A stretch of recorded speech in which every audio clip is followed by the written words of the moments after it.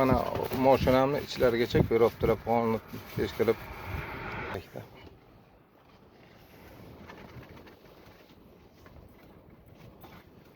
Mana katta trassada kelayotgandim, yo'limni qisib, mana 4 ta axrini so'qlatib mashina arsaga mana 06 mashinada. Mana lekin nima sababdan nima qilingan? Bu yerga o'g'irlik bo'lgan deb ketirmay kelib, mashinani narsa qilib. Mayli, komandasin, boshliqlar ruxsat bergan bizga shuni. Shu uchun biz sizni so'qlatamiz. Komanda bizga shunaqa bo'lgan deb turadi, syomka qilib o'tiribdilar. Mayli, bizga kim komanda qilgan bo'lsa, kek bo'lajak qonun doirasida tekshirishga kelib. Biz qarshiligimiz yo'q. Men mashinani so'qlatib turibman. Mana aka ismingiz nima? Jonibek Sharif degan odam yo'limga yugurib chiqdi. Menga so'qlatdi. Ana syomkani ko'rishingiz mumkin, mashinamda kameralargacha bor. Assalomu alaykum azizlar, hurmatli ijtimoiy tarmoq kuzatuvchilari. Mana Qudratli Qurbonov yana sizlar bilan birgalikda. Azizlar, bugungi murojaatim Navoiy kon metallurgiya kombinati aksionerlik jamiyati bosh direktori Sanoqulov Quvondiq Sanoqulovichga bo'ladi. Hurmatli Quvondiq Sanoqulovich, Navoiy kon metallurgiya kombinati aksionerlik jamiyati Shimoliy kon boshqarmasi birinchi avtokorxonasida avtotransport vositalariga o'rnatilgan dud yoqilg'i sathini o'lchash moslamalaridan foydalanish, ularning texnik sozligi hamda ushbu tizim orqali yoqilg'i sarfini nazorat qilish holati yuzasidan quyidagi masalalarni xolisona o'rganishingizni so'rayman. Ma'lum bo'lishicha, Navoiy kon metallurgiya kombinati aksionerlik jamiyati Shimoliy kon boshqarmasi tasarrufidagi yuk avtomobillarining yoqilg'i baklariga bittadan dud o'rnatilgan. Biroq MAZ 6305 rusumli 85520 HAA davlat raqam belgiga ega yuk avtomobiliga esa ikkita dud o'rnatilgan bo'lib, ularning ko'rsatkichlari bir-birlariga mos kelmasligi haqida ma'lumotlar mavjud. Mana men 520 mashinamni o'zimnikida mana bakimga mana bitta bu gunjagidan o'rnatishdi, bitta mana bu gunjagidan o'rnatishdi. Ikkita dud o'rnatishdi. O'zi oldingisi mana bu yerda buni yopib tashladi. Endi hozir o'lchagichim ikki xil ko'rsatadi, ikkalasi bir xil ko'rsatmaydi. Shu munosabat bilan quyidagi holatlarga aniqlik kiritishingizni so'rayman. Nima sababdan mazkur avtomobilga ikkita dud o'rnatilgan?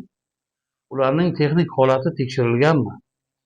Nima uchun ikkala dud ko'rsatkichi turlicha qayd etiladi? Ushbu holat bo'yicha xizmat tekshiruvi yoki texnik xulosa mavjudmi? Bundan tashqari, MAZ 642208 rusumli 85418 UAA davlat raqamli yuk avtomobillarida o'rnatilgan dud moslamasining kabellari kesilgan va ulanmagan holda. Mana 418 MAZ mashinasida GPS salarga o'tkazish dud uzilgan. Mana 2 oydan beri benima Navoiy reysga qatnab yuribdi. Natijada mazkur avtomobil ma'lum vaqtda dud nazorati siz ekspluatatsiya qilingan haqida ma'lumotlar mavjud.